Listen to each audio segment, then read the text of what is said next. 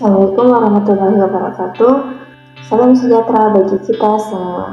Kami dari kelompok 5 yang terdiri dari saya sendiri, Ratna Tunggadewi, yang kedua Nurul Asisa, yang ketiga Fitriani, yang keempat Rismayani, dan yang kelima yaitu Astrid.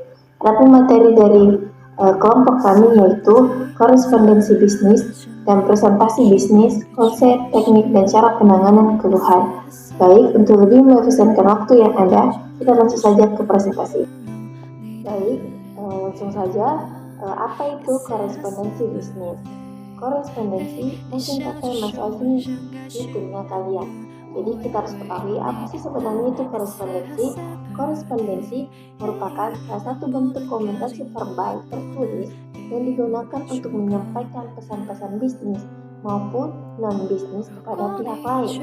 Jadi, pada umumnya, kegiatan korespondensi berkaitan dengan suatu proses penyampaian pesan-pesan bisnis maupun non-bisnis dalam bentuk surat menyurat. Oleh karena itu, korespondensi bisnis merupakan bentuk korespondensi yang dilakukan oleh suatu lembaga atau organisasi bisnis dengan harapan untuk mencapai tujuan bisnis, yaitu memperoleh keuntungan. Selanjutnya yaitu mengenai peranan korespondensi dalam bisnis. Yang pertama yaitu menciptakan surat yang baik, jelas, dan tepat. Dalam kehidupan sehari-hari, kesalahan dalam penulisan berbagai surat masih banyak terjadi yang dapat menimbulkan kesalahpahaman atau kekacauan yang menghalangi arus informasi. Jadi dengan adanya korespondensi secara tidak langsung merupakan proses pembelajaran dalam menciptakan surat yang baik, jelas, dan tepat. Selanjutnya yang kedua yaitu menciptakan kerjasama yang baik. Perusahaan tidak dapat mencapai tujuan tanpa bekerja sama dengan pihak lain. Agar dia bisa bekerja sama dengan pihak lain, perusahaan perlu menjaga komunikasi dengan baik. Selanjutnya yang ketiga yaitu menyebarkan kegiatan. Tidak semua orang dalam perusahaan secara otomatis mengetahui kegiatan yang terjadi di dalam perusahaan atau kegiatan yang terjadi. Korespondensi memegang peranan penting dalam menyebarkan kegiatan perusahaan baik kepada pihak internal maupun eksternal perusahaan. Apa itu presentasi bisnis? Dalam dunia bisnis, kegiatan presentasi atas berbagai peristiwa penting seperti pengajuan usulan proyek-proyek baru, pengembangan produk baru, perluasan pasar, dan sebagainya. Presentasi bisnis yang baik akan memberikan dampak yang baik pula bagi lembaga atau institusi yang melakukan presentasi. Oleh karena itu, dalam melakukan presentasi bisnis harus dilakukan persiapan secara matang sehingga tujuan presentasi bisnis yang efektif dan efisien dapat tercapai. Mengenai persiapan dasar dalam presentasi bisnis, yang pertama yaitu penguasaan terhadap topik atau materi yang akan dipresentasikan. Penguasaan terhadap materi yang akan dipresentasikan merupakan salah satu syarat penting agar apa yang ingin disampaikan kepada audiens dapat mencapai sasaran. Selanjutnya, yang kedua yaitu penguasaan berbagai alat bantu presentasi dengan baik. Di samping penguasaan materi yang baik, juga penting adalah bagaimana seorang pembicara mampu memanfaatkan berbagai alat bantu presentasi bisnis demi pencapaian tujuan yang dikehendaki. Selanjutnya, 3. Analisis audiens. Secara umum, analisis audiens yang pertama kali dilakukan akan menyangkut kebutuhan seperti pendidikan, usia, pekerjaan, pengalaman, hobi, dan lain-lain. Dari latar belakang tersebut dapat diketahui kebutuhan keinginan audiens. Pemahaman kebutuhan dan keinginan audiens selanjutnya akan digunakan untuk menentukan gaya atau pendekatan dan isi presentasi yang tepat. 4. Analisis bahasa. Dalam melakukan presentasi bisnis, sebenarnya bukan saja ucapan pembicara yang menjadi perhatian, tetapi juga gerakan-gerakan tertentu yang dilakukan oleh pembicara. Gerakan-gerakan tubuh yang dilakukan oleh pembicara pada saat melakukan presentasi bisnis termasuk salah satu bentuk komunikasi verbal. Gerakan-gerakan yang sering dilakukan pembicara dalam melakukan presentasi bisnis yaitu ekspresi wajah, senyuman, kontak mata, gerakan tangan, gerakan bahu, gerakan kepala, dan cara berdiri. 5. Percaya diri. Salah satu faktor yang menyebabkan keberhasilan presentasi bisnis adalah adanya faktor percaya diri yang kuat dari pembicara. Pembicara yang tidak memiliki rasa percaya diri yang kuat akan berdampak pada penyampaian presentasi bisnis yang asal-asalan, sehingga tidak mencapai sasaran yang diinginkan. Selanjutnya, tujuan presentasi bisnis. 1. Menginformasikan pesan-pesan bisnis kepada audiens. Kedua, menghibur audiens. Ketiga, menyentuh emosi audiens. Dan yang terakhir, Motivasi audiens untuk bertindak sesuatu. Mengenai tujuan presentasi bisnis, yang pertama menginformasikan pesan-pesan bisnis kepada audiens, yang kedua menghibur audiens, yang ketiga menyentuh emosi audiens, dan keempat yaitu memotivasi audiens untuk bertindak sesuatu. Selanjutnya adalah penanganan keluhan pelanggan. Menangani keluhan pelanggan itu penting karena proses penanganan yang baik akan mempengaruhi reputasi perusahaan yang bersangkutan.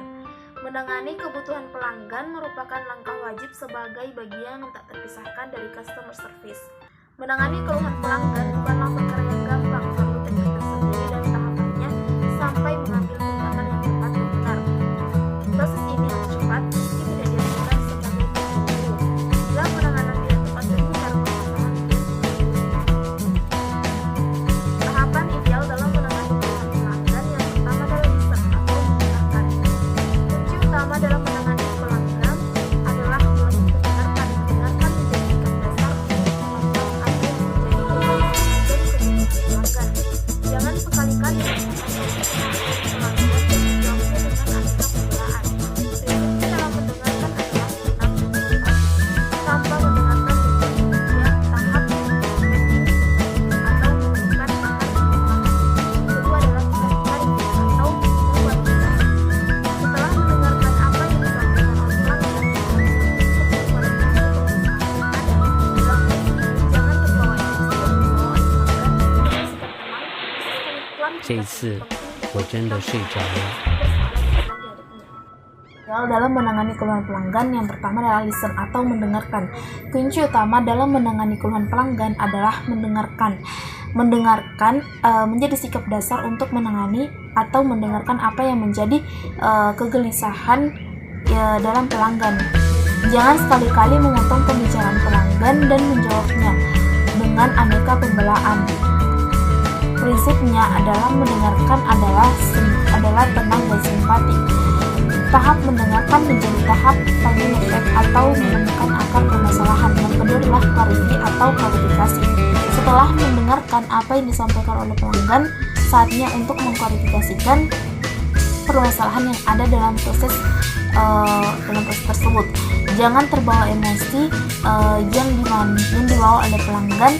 Perlu sikap tenang. Proses klarifikasi ini penting bahwa kita memahami persoalan yang sedang dihadapinya. Yang ketiga adalah explain atau menjelaskan. Setelah mendengarkan dan mengklarifikasi bahwa permasalahan yang dihadapi oleh pelanggan, kita mulai menjelaskan persoalan yang sebenarnya dan akar penyebab persoalan yang terjadi.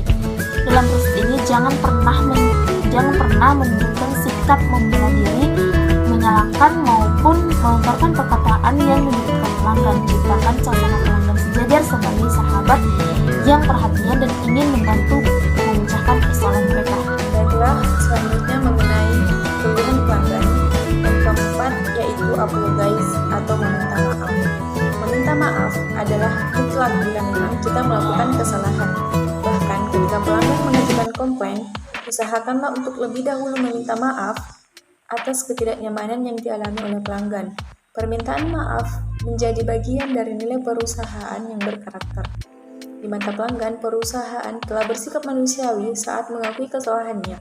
Hal ini mampu meningkatkan kepercayaan pelanggan kepada perusahaan karena meminta maaf dianggap sebagai respek dan sikap peduli perusahaan terhadap pelanggan. Selanjutnya yang kelima yaitu agree atau persetujuan. Pada proses ini kita bisa meminta persetujuan kepada pelanggan terkait pemberian solusi. Langkah ini perlu dilakukan karena solusi biasanya tidak lepas dari kebijakan dari perusahaan itu sendiri. Perlu juga kita menyertakan alternatif solusi dengan segala argumentasi di baliknya. Tujuannya, solusi yang diberikan kepada pelanggan benar-benar solusi. Secara teknis, bila dibutuhkan proses persetujuan ini bisa melibatkan atasan sebagai perwakilan dari perusahaan, khususnya bila memang permasalahan begitu rumit. Tahap yang selanjutnya yaitu take action, di mana tahap ini merupakan tahap eksekusi dari hasil persetujuan antara pelanggan dan perusahaan. Tahap terakhir ini yaitu tahap action. Apabila tahap ini semakin cepat, maka akan semakin baik dalam hubungan suatu pelanggan. Itulah tadi presentasi dari kelompok kami. Semoga bisa bermanfaat. Kurang lebihnya mohon dimaafkan. Wabillahi taufiq wal hidayah. Wassalamualaikum warahmatullahi wabarakatuh.